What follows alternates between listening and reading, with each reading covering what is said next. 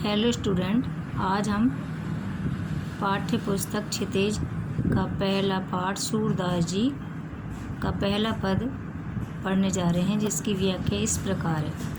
ऊधो तुम हो अति बड़भागी। गोपियाँ उद्धव जी से कहती हैं कि हे उद्धव, तुम हो अति बड़भागी। बड़भागी का मतलब है भाग्यशाली, तुम बड़े भाग्यशाली हो। अपरस स्पर्श से रहित रहते हो। स्नेह स्नेह माने प्रेम, तगा माने तागा धागा। प्रेम रूपी धागे के स्पर्श से रहित रहते हो, अर्थात प्रेम के बंधन में नहीं पड़े हो। नाहिन मन अनुरागी, और ना ही किसी से तुमने प्रेम किया है, अर्थात अपना मन किसी पर अनुरक्त नहीं किया है, लगाया नहीं है। पुरइन पात रहते जल भीतर, तुम उसी प्रकार रहते हो जैसे पुरइन माने कमल के फूल का, पात माने पत्ता, रहत माने रहता है, जल भीतर जल के भीतर। जिस तरह कमल के पत्ते जल में रहते हुए भी उसका जल का स्पर्श नहीं कर पाते हैं। तारस देहन दागी, और उस पर जल की एक बूंद भी स्पर्श नहीं कर पाती है, उसके ऊपर जल की एक बूंद भी नहीं ठहर पाती है। ज्यों जल माहे तेल की गागरी। इसी तरह दूसरा उदाहरण देती हुई गोपियाँ उद्धव से कह रही हैं, आप उसी तरह प्रेम से रहित रहते हो जिस तरह से जल माहे तेल की गागरी, जैसे तेल की चिकनी मटकी, गागरी माने मटकी, जल के अंदर डुबोने पर भी जल का स्पर्श नहीं कर पाती है, अर्थात उस पर जल नहीं ठहर पाता है। बूंद न ताको लागी, और जल की एक बूंद भी उस पर नहीं लग पाती है, अर्थात ठहर नहीं पाती है।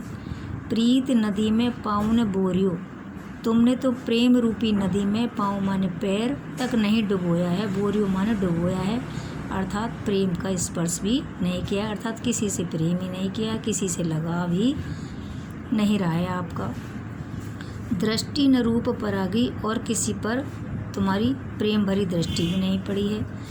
सूरदास अबला हम भोरी, सूरदास के माध्यम से गोपियाँ कह रही हैं कि हे उद्धव, हम तो अबला भोली भाली गोपियाँ हैं, अबला हैं और भोली भाली हैं, और हम तो श्री कृष्ण से ही प्रेम करती हैं। गुरु चांटी जो पागी, जिस तरह से गुरु माने गुड़ पर चीटी, चांटी माने चीटी चिपक जाती है, वैसे ही हम कृष्ण के प्रेम में अनुरक्त हैं और उन्हें हम छोड़कर नहीं जा सकती। जिस तरह से गुड़ पर चींटी चिपक जाती है और हटने पर भी वहाँ से नहीं हट पाती है और तड़प तड़प कर मर जाती है, वैसे ही हमारा प्रेम है। तो गोपियों ने इस तरह से कृष्ण के प्रति अपना प्रेम व्यक्त किया है। दूसरा जो पद है उसमें गोपियाँ कह रही हैं, मन की मन ही मांझ रही, कि हे उद्धव, हमारे तो मन की मन में ही रह गई, कि हम श्री कृष्ण से अपने मन की जो बात करना चाहती थी वे मन की मन में ही रह गई। कहिए जाए कौन पे ऊधो, हे उद्धव, कहिए माने कहें, जाए माने जाकर, कौन पे ऊधो, किससे अपने मन की बात जाकर कहें, क्योंकि वे तो श्री कृष्ण तो मथुरा चले गए। ना ही परत कही, और किसी दूसरे परत कही, परत माने किसी दूसरे से अपने मन की बात कही भी नहीं जाती है। अवधि पार, अवधि माने समय सीमा, आधार माने सहारे, आस आवन की। जब श्री कृष्ण ब्रज से जब मथुरा गए तो हमें आने की समय अवधि बताकर गए थे, हम उसी के सहारे अब तक जीवित हैं, और तन मन व्यथा सही, और तन से और मन से विरह पीड़ा भोग रही हैं।